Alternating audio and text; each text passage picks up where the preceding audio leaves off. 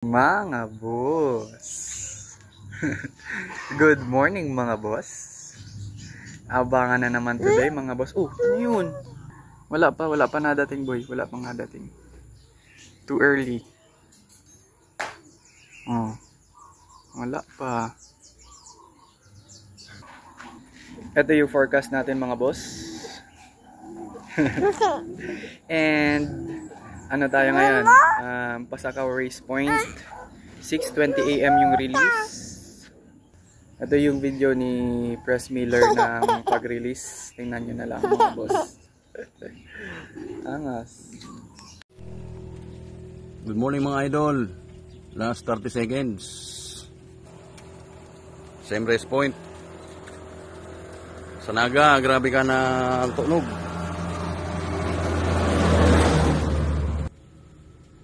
Release.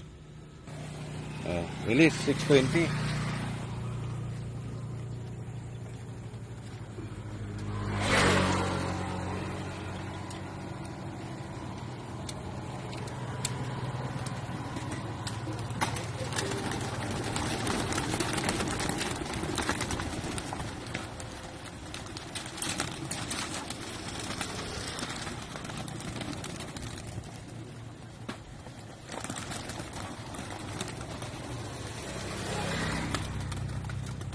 Naipit susad.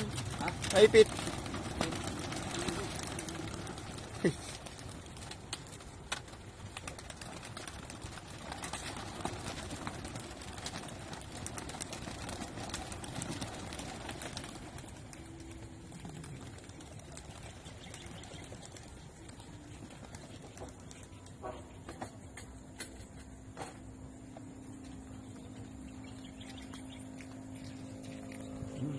Sumilibat na.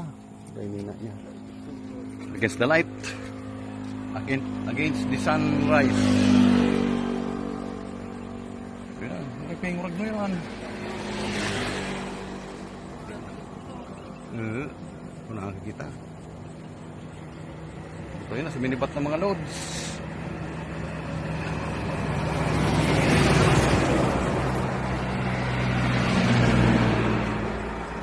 Lang, thank you.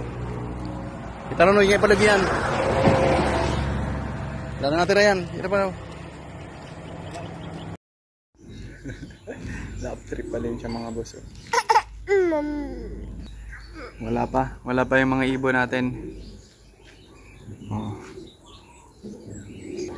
Bali 6 birds ulit mga boss yung sinakay natin. Lahat naka 3 laps. And yung dalawa naka 5 laps. Bali sa 3 laps mga boss, pang ano na nila ngayon, second lap na. First lap nila sa Pamplona, second lap is Pasakaw. Sana makauwi ng maaga yung mga ibon natin. Dapat may umuwi na. Nasa 1.3 pa yung speed nun eh, kung makauwi agad. Dito mga boss, dumating na yung dalawang ibon. May dalawa na tayo mga boss, kaso ayaw pa na naman pumasok. Pasok na kayo boss. Ayaw pa nilang pumasok mga boss.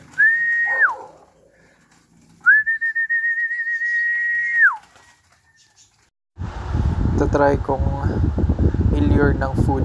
Baka sakaling pumasok. Dito pala mga boss. Nakita nyo lumipad yung red check. Hindi ko yung napansin dyan. Akala ko nasa taas lang.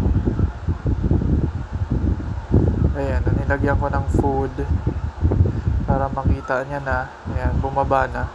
Sakto, pag tumalikod ako niyan eh, kinuha ko yung pang clock sana. Kaso hindi ko napansin na isa lang pala yung pumasok. Yung red check, bumalik sa bubong ng bahay. Lumipad ulit oh. Hindi ko nga dyan mahanap. Magkakapareho kasi may kakambal kasi dyan yung unang pumasok. Yan. Binigay ko na dyan kay Papa para maalis niya na yung sticker. Tapos hinahanap ko dito si red check. Hindi ko napansin na lumipad pala ulit. Hindi ko makita. And then eto na si Grizel. Dumating na rin si Grizel. Nahuli siya ngayon eh. Tapos ayun na yung red check oh. Bumalik ulit. Nakita niya ata si Grisel kaya lumipad ulit sa bubong. Yan. Hinihintay na lang natin yung isa. Si Checkered. Kung kailan natin tinayaan. Ayan o, ayan na si Checkered. Kung kailan natin tinayaan sa puling. Saka naman nahuli siya. Nahuli ng dating. Nahiya pa. Na-feel niya atang tinayaan siya sa puling. Kaya di agad dumating. Ayan, pumasok na si Grisel. Si Check. And then tong red check, siya yung nahuling pumasok. Medyo natagalan pa to dito eh. Bago tuluyang pumasok. Ayan. Tumambay pa. Sayang oh. Naklak ko na sana. Pag kasi pumasok ako dyan, matatakot na naman yan. Lilipad na naman yan. Kaya inantay ko na lang po. Makapasok muna siya bago ko huliin yung mga kalapati. Binigyan ko ulit ng food para maliorsa. And then nahuli ko na si Grisel. Tapos sunod dyan si Check. Binigay ko muna yung kipapay para maalis nila yung sticker. Tapos si Checkered naman, huhulihin natin dito. Yun, nakuha ko na. Yan. Papasok na siya yan dyan. Papasok na yan dyan si Red Check. Tagal oh, tingnan yan. Tagal pa niyang, ilang minuto pa yung kinain niya bago pumasok ng loaf. Tagal din. Dapat na tayo lang. Akin na yun. Yeah. Last bird.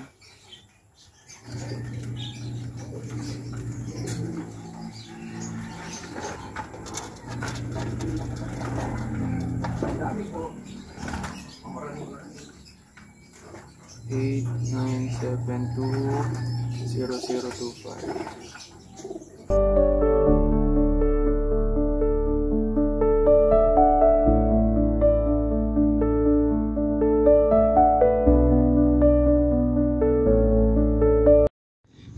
Naklak na natin lahat mga boss sa kabila. Dito naman tayo sa sa Team Tambay, yung dalawa natin dito. For sure tumatambay na naman yun. Ay! Nakita ko na agad mga boss. Nasa taas pa yung isa.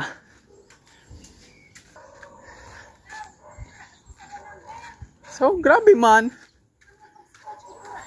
I-type mo na. Ito na yung isa natin mga boss, oh. Tingnan nyo. 765 ang speed. Tapos yung isa, ayun. Tumatambay pa mga boss. Team tambay talaga to. Grabe ka din mga boss eh. Pahingurag panginapitan. Lig na boy. Kaya na pa kayo lahat. Ito na yung last na kalapati natin mga boss. Ayaw pa rin pumasok ko.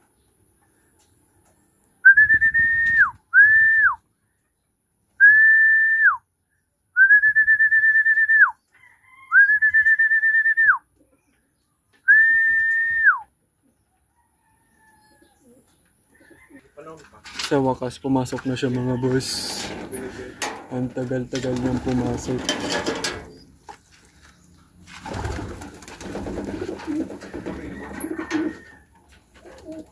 Ito na yung last dropper ulit natin mga boss. Same lang, last ulit. Wala na to. Ang layo na nito. Ang layo na nito sa katotohanan.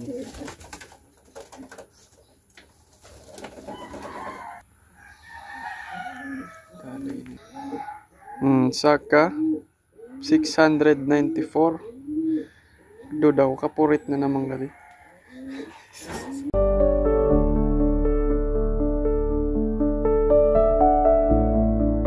Update lang mga boss, all goods na tayo. 6 out of 6 ulit.